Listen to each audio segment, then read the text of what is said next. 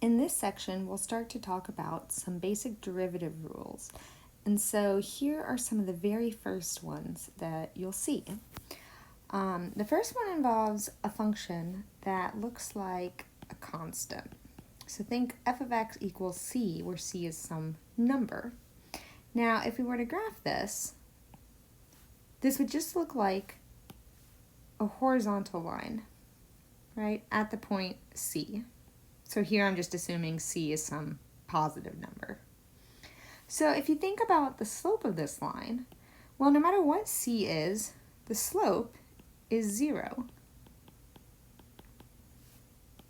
So this would seem to imply that the derivative f prime of x, when f of x is equal to c, will just always be equal to 0. Okay, so that's the graphical explanation. Let's think about the definition, the limit definition of the derivative. So if we take the limit as h approaches 0 of f of x plus h minus f of x over h, well, f of x plus h is just the constant c, right? No matter what we plug into this function, it outputs the value c. The same for f of x. So this simplifies to the limit as h approaches 0 of just 0. And that limit itself is 0. Now you might be saying, wait. This looks like 0 over 0, and we're not allowed to do that. But there's a difference between this and the limits that we have been analyzing, because in this one, the numerator is actually equal to 0. It's not approaching 0 as h approaches 0. It's not a limit that's going to 0. It is in fact exactly equal to 0. And that's why the limit itself is 0. Because if you take 0 and you divide it by a very, very small number, no matter how small that number is, this will always be the number 0.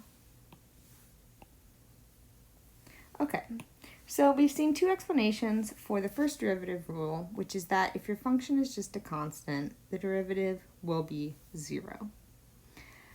For our next rule, known as the power rule, let's consider a couple of patterns that we've seen. So using the definition of the derivative, we've determined that if f of x is equal to x squared, the derivative, f prime of x, is equal to 2x. So that's something that we've done in class or in other videos. What about just the function x? Well, again, let's think about this graphically.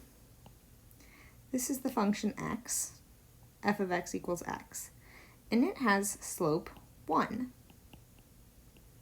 Again, it wouldn't be very challenging to use the limit definition of the derivative here, but we can see from the picture that the slope is always 1, and so in this case, the derivative of f of x will just be equal to 1.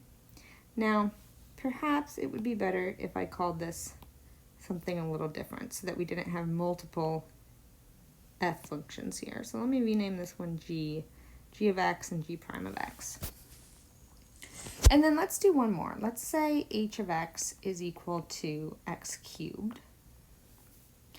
Then the derivative, we'll try to do this one really quick since we've had a lot of practice at this point, will be x plus h cubed minus x cubed over h. So we'll multiply this out. We get x cubed plus 3x squared h plus 3xh squared plus h cubed minus x cubed over h. The x cubes cancel, and the close watcher will realize that I've forgotten my limit. Can't do that. How embarrassing. So now we can factor out an h term.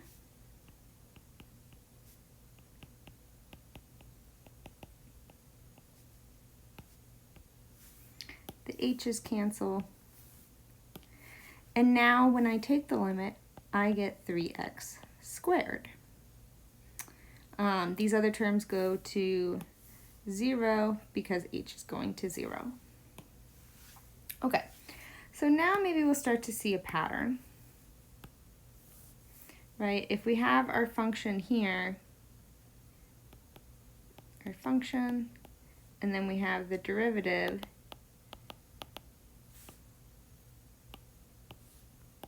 what we've seen is that if we have the function x, the derivative is 1, x squared, the derivative is 2x, x cubed, the derivative is 3x squared.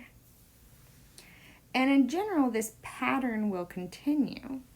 So the power rule says that if f of x is equal to x to the n, where n is any